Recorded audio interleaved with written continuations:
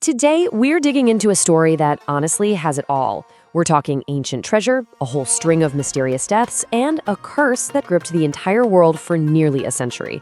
We're going to peel back the layers of this incredible mystery and try to figure out what really happened to the people who disturbed the Boy King. So this was the warning, right? The terrifying inscription that was supposedly carved right at the entrance to a 3,000-year-old tomb. This one sentence launched a global obsession. But, and this is a huge but, the real story behind this quote is our very first clue that maybe, just maybe, not everything about this curse is what it seems. You know, our story doesn't actually begin with the amazing discovery of the tomb. No, it begins with a death. Picture it, a sweltering hotel room in Cairo. It's the middle of the night, and a very wealthy British lord is in his final agonizing moments. So this man, Lord Carnarvon, was the guy who paid for the whole expedition. And his death wasn't just some simple illness. It was this cascade of incredibly bizarre events. A tiny bug bite gets infected, a fever takes over, and then, at the exact moment he dies, the lights go out across all of Cairo. And if that's not weird enough, thousands of miles away, his dog just drops dead. The whole world was completely captivated by this chilling chain of events. So, was it all just a string of unbelievably bad luck? Or was this something else, something ancient and angry? While the newspapers and the public, they made up their minds almost instantly. It had to be the pharaoh's revenge. But to really get what's going on, we need to rewind a few months, back to the very moment that tomb was opened. So how did this all even start? Well, this wasn't just any old archaeological dig. This was the grand finale of a long, often frustrating, and very, very expensive search, all led by one incredibly stubborn archaeologist and his very, very patient sponsor. For years, Howard Carter dug around the Valley of the Kings and found, well, pretty much nothing. His sponsor, Lord Carnarvon, was just about to pull the plug. This was his last shot. And then, on November 4th, a worker literally stumbled on a single step cut into the rock. That one step led to a whole staircase, which led to a sealed door that hadn't been touched for thousands of years. And when Carter finally poked a hole in it and was asked if he could see anything, his answer became absolutely legendary. Yes, wonderful things. And he was not kidding. Inside were over 5,000 priceless artifacts, all just perfectly preserved. We're talking a solid gold coffin, a dagger made from a meteorite, golden chariots, furniture, and, of course, that unbelievably iconic golden death mask. This wasn't just a pile of treasure, it was like a perfect snapshot of a pharaoh's life, just frozen in time. So the whole world is celebrating this mind-blowing discovery. But as all this gold and treasure was being brought out into the sunlight, this dark shadow started to creep over everyone connected to the tomb. The whispers about a curse? Well, they were about to become a full-throated scream. Even before Lord Carnarvon's very dramatic death, there were signs. Howard Carter had a little pet canary, and one day, his crew found it being eaten by a cobra, the sacred symbol of the pharaohs, the protector of the kings. The local workers immediately said it was an omen. The pharaoh's spirit had claimed its first victim.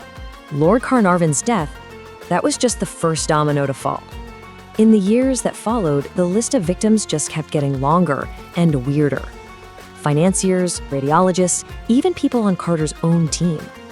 And maybe the most ironic of all was Arthur Weigall. He was the journalist who did more than anyone else to popularize the story of the curse, only to become one of its supposed victims himself. And the newspapers, of course, they fanned the flames like crazy. They wove this incredible tale of a vengeful pharaoh that had the entire world hooked. They tracked every single death, didn't matter how weak the connection was. By 1929, the official body count for the curse was up to 22. It was a powerful, terrifying story. And then came what seemed like the final irrefutable proof. When they were examining Tutankhamun's mummy, the doctors found a small mark on its left cheek. And it was in the exact same spot as Lord Carnarvon's fatal mosquito bite. For so many people, that was it. Case closed. How on earth could a 3,000-year-old mummy have the exact same wound as the first man to die? I mean, the evidence for the curse seems pretty overwhelming, doesn't it? You've got the warning, you've got the string of deaths, and this weird, supernatural connection written right on the mummy's face. But what if there's a much more logical explanation for all of this? Let's see what happens when we throw a little bit of science at this ghost story. All right, let's start with the most famous part, the foundation of the whole curse, that inscription. Well, here's the thing. It never existed. It was a complete fabrication. No tablet, no carving, nothing. Turns out an eager journalist just made it up. He asked the dig team if there might be a curse. They kind of smiled, and he just ran with it, inventing the most famous quote of the entire story. Okay, so what about all those deadly fevers, that supernatural plague? Well, it might have a very natural cause. Think about it. When you seal a room for 3,000 years, stuff can grow. Scientists have found nasty things like toxic mold in other tombs. When you breathe that stuff in, it can cause severe lung infections, with symptoms that look a lot like what the victims had, especially in a world before antibiotics. And what about those dramatic coincidences that sealed the deal for so many people? Well, when you look a little closer, they start to fall apart. Power outages in 1920s Cairo? Yeah, that happened all the time. And Lord Carnarvon's poor dog, Susie? When you actually account for the time difference between Egypt and England, she died several hours after he did, not at the same instant. But here is the real kicker. In 2002, the British Medical Journal basically put the curse on trial. They studied the Westerners who were there when the tomb was opened. And far from dying young, the 25 people who were most exposed to the curse actually lived to an average age of 73. That's a little bit longer than people in their social class were expected to live back then. So if the curse wasn't real, who was the boy behind that stunning golden mask? Well, his actual story is less about supernatural revenge and, honestly, a lot more tragic. It's a story about a very painful life. To really get who Tutankhamun was, you have to understand this one thing. For generations, Egyptian royalty practiced inbreeding. They thought it kept the royal bloodline pure. In fact, Tutankhamun's own parents were brother and sister. And this practice, well, it had absolutely devastating genetic consequences. Far from being some all-powerful pharaoh, the real Tutankhamun was a frail and sickly young man. He had a severe club foot, so he probably couldn't even walk without a cane. On top of that, he had a painful bone disease and he suffered from malaria. How do we know? They found over 130 walking sticks buried with him, meant for him to use in the afterlife. He probably died when he was only 19, not from some ancient curse, but from a combination of all these crippling health problems. But you know, the ultimate final proof against the curse isn't found in statistics or in some toxic mold. Nope, it's found in the people who should have been its #1 targets. I mean, just think about it logically for a second. If you're a pharaoh's angry spirit and you want revenge on the people who disturbed your eternal sleep, who are you going to go after first? It would have to be the people most responsible, right? And here they are, Lady Evelyn, Lord Carnarvon's daughter.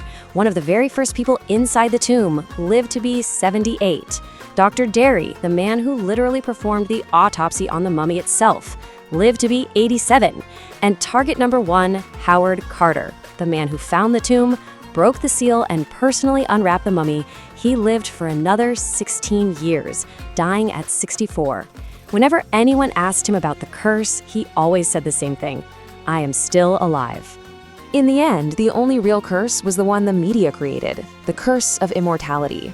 You see, the ancient Egyptians believed that to be truly dead, your name had to be forgotten. And after Tutankhamun died, his successors tried to erase him from history.